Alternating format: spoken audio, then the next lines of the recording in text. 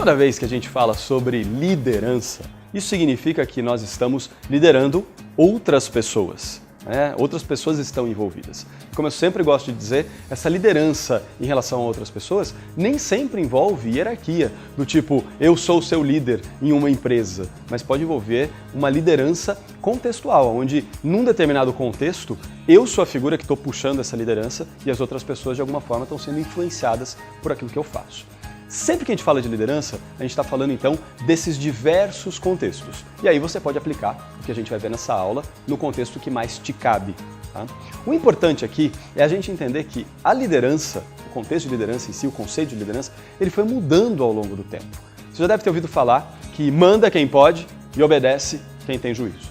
Eu acredito que isso nunca deve ter funcionado muito bem. Mas se a gente olhar para a nossa história, nas empresas antigas, nos modelos antigos, talvez isso tenha tido algum sucesso, porque existia um conceito de que eu tinha que respeitar o meu líder, no sentido de que se ele falasse algo, eu tinha que fazer. E era dessa forma que a gente era educado, por exemplo, nas nossas casas. Então os pais exerciam uma figura de liderança em relação aos filhos, mas nesse modelo antigo, onde o pai fala, faça isso, e o filho tem que falar, sim, senhor, vou fazer. Esse modelo era transposto para as empresas e dentro das empresas a mesma coisa acontecia. Dessa forma, então, nas empresas o mesmo mecanismo acontecia. Um líder que estava lá no topo falava alguma coisa e os colaboradores, os liderados, simplesmente seguiam aquela história.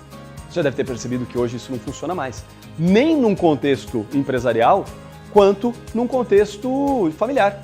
Hoje em dia, cada vez mais as crianças desafiam a autoridade dos pais.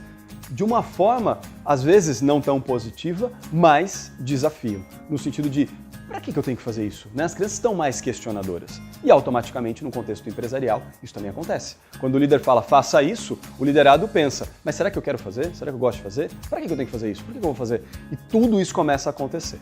Imagina que, nesse novo cenário, a questão do liderar, que se a gente pudesse entender seria, olha, alguém está puxando as ações para acontecerem de um determinado jeito, começa a ficar prejudicada.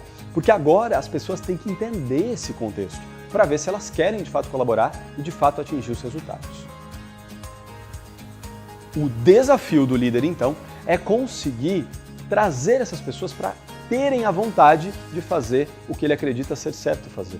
Ou principalmente o que ele acredita ser a direção correta para que todo esse time vá. Então, deixa de ser, olha, faça isso que eu estou mandando, para, estou pensando nisso, o que vocês acham? Vamos juntos fazer isso? Vamos juntos seguir esse contexto? A função do líder passa a ser cada vez mais agregar esse time, fazer com que um time, em qualquer contexto, queira fazer as coisas. Nem sempre isso acontece, justamente porque falta ferramenta prática para a liderança executar isso dessa forma. Como a gente ainda tem uns resquícios desse passado, a gente está nessa fase de transição, fica muito fácil a gente se perder. E na hora que a gente se perde, aquela liberdade enquanto líderes que a gente quer dar, a gente imediatamente tira fora. Fala, nossa, eu estava dando liberdade, agora que não está dando certo, então quer saber? Eu vou ser um líder carrasco, eu vou pegar e exigir das pessoas que elas façam e elas vão ter que fazer. Mas isso é uma grande ilusão, porque isso não funciona, isso não dá certo. Por conta disso, então, a gente precisa encarar a liderança como uma relação de influência. E essa é a palavra que talvez você precise guardar, influência. Então eu te pergunto, como é que você tem investido o seu tempo para influenciar as pessoas na sua liderança? Como é que você tem investido o seu tempo para fazer com que as pessoas queiram fazer aquilo que você orienta, aquilo que você acredita ser o mais adequado? Como é que você tem utilizado essa abordagem? É muito importante que você comece a se questionar a respeito disso. Caso você não se questione e não adicione ferramentas diferentes para conseguir essa influência, quem você acha que é o mais prejudicado nessa história?